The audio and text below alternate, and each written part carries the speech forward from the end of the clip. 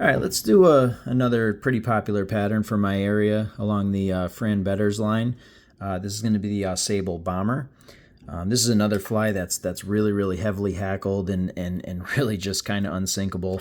As I said before in some of my other Fran Bedders videos, a lot of these flies kind of have the same qualities that are unique to the Adirondacks, and floatability is definitely one of them. A lot of our rivers up here are pretty rough, and these flies are tied a certain way. With a certain level of scruff and a certain level of other things that kind of really keep them afloat in that heavy pocket water. So we're going to kind of account for that. So in the vise, I've got one of my favorite dry fly hooks. That's a firehole 718 in a size 14. I'm just going to use some burnt orange UTC 70 here and get my thread started right here at the eye. And we're going to work our way down.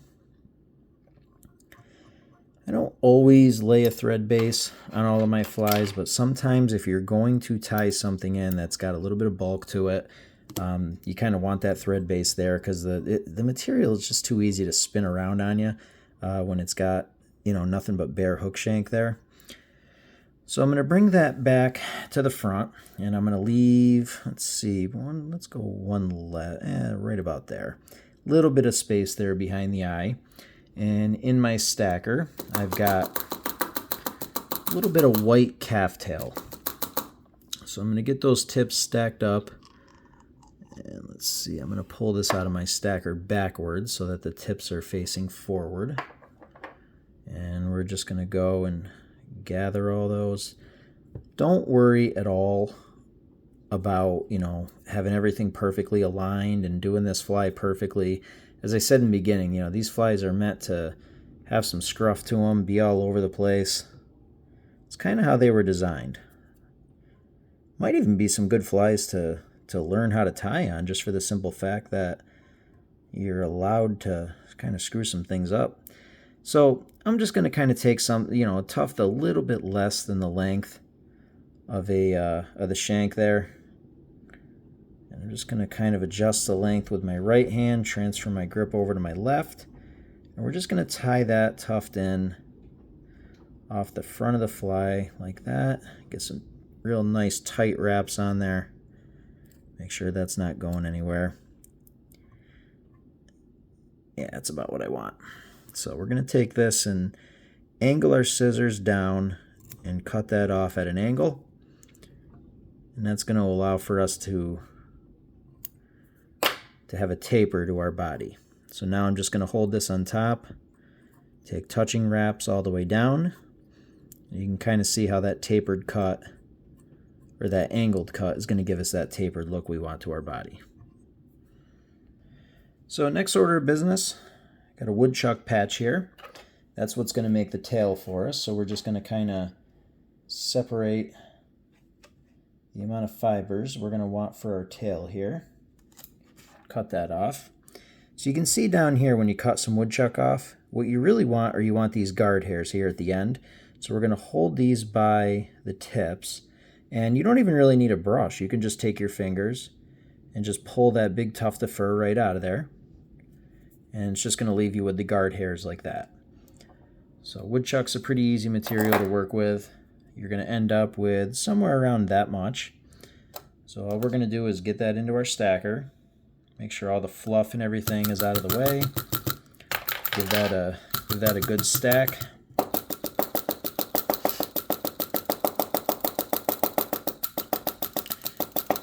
Tying these flies is kind of getting me excited here. We got spring on the horizon here in the Adirondacks, and going to be getting out pretty soon, throwing a lot of these things. So once everything is kind of stacked and in order, we're just going to kind of lay that on there, get an idea of our length. Transfer our grip to our left hand. Get one firm wrap down just to get that in place. And we're going to hold that nice and tight as we make wraps all the way down. And I'm going to work my way back up. And I'm going to leave all of that hair in there just to make sure that I maintain that taper. And we're going to slip our scissors in here and get rid of that excess.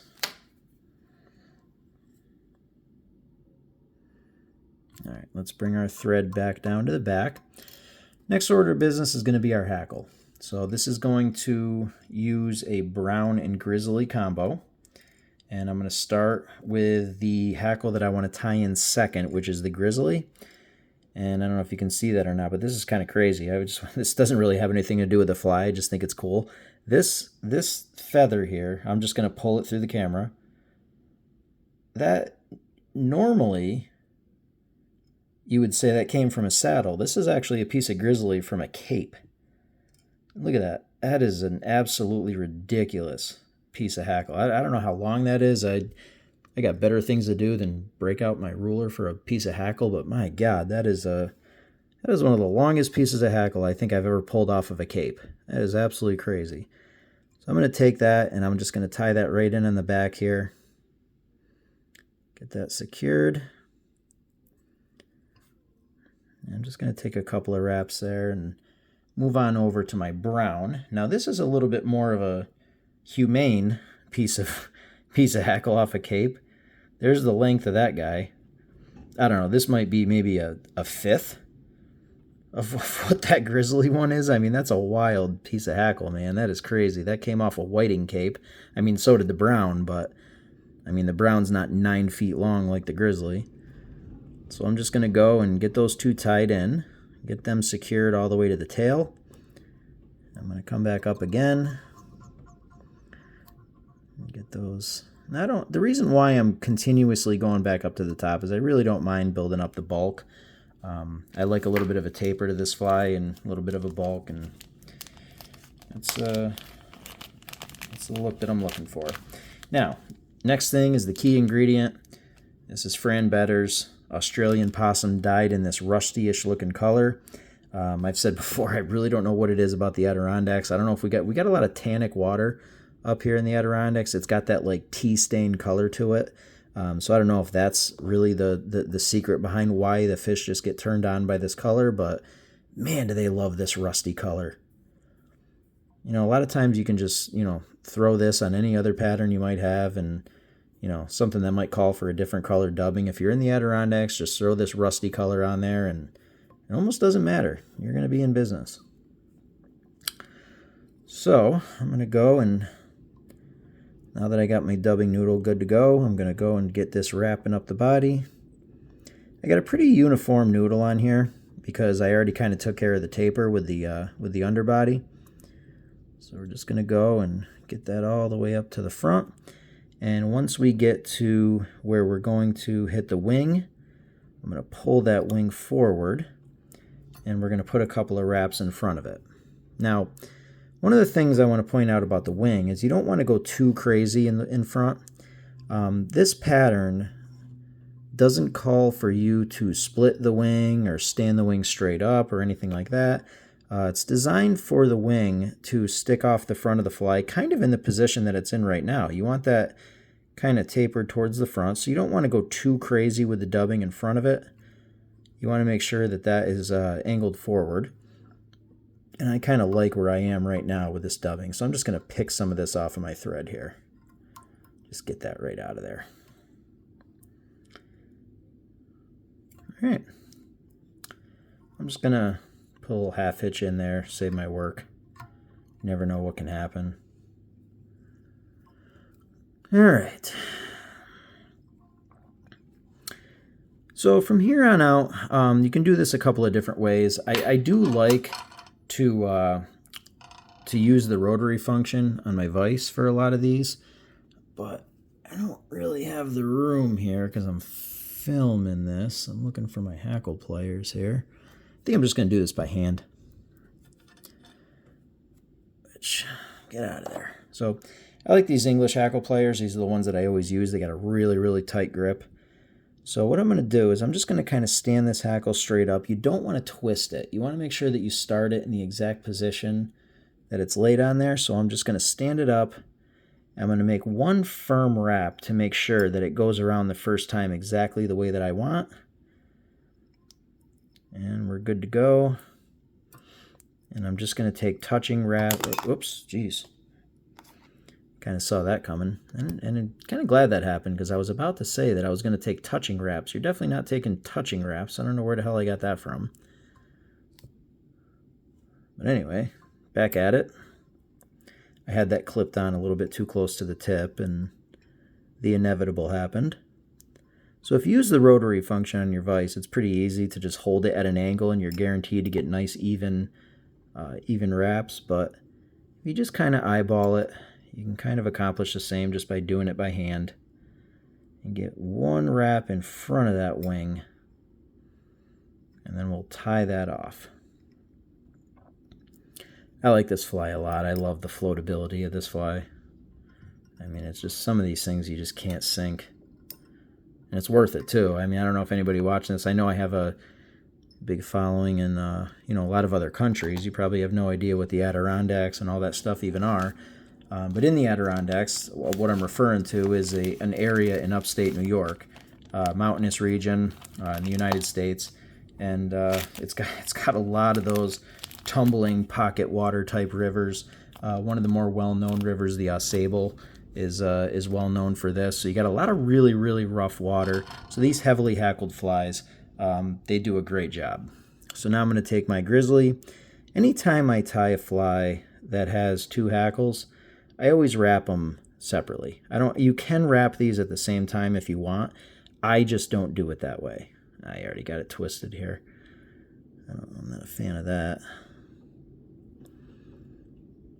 There, that's better. Yeah, anytime I tie a fly like an Adams or this fly, I always wrap my hackles separate. I've never done it I've never done it and done both of them together. It's just how I've always done it. No real actual reason why I do that. It's just the way I've always preferred. So we'll get a couple of nice tight wraps in there, get that finished up, get everything teased back. We'll get a couple of wraps here to push those stems back so that when I snip it off, it's going to face the rear. So go in there, just get a little snip. You're going to have a lot of stuff going on here in the front, so just kind of pick out what's still connected and what's not. Just going to come in here, get some of this excess off of there, clean that head up a little bit. But again, not that it matters. I mean, the more material you got on there, the better. You're going to be throwing this into some rough stuff. Get that out of there. And don't worry about, getting perfect, looking perfect. It's not what this fly is designed for. Got a little errant piece there. So I'm just going to fold that back. Get a nice orange head on there.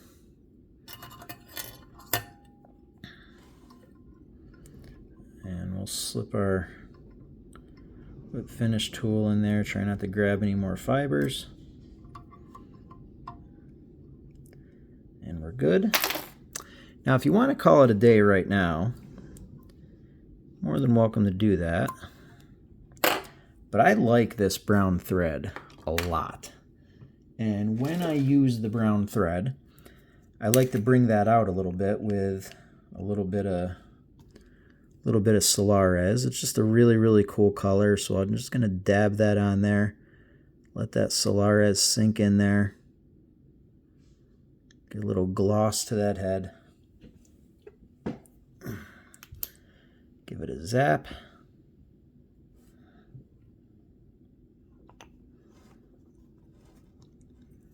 Great torch.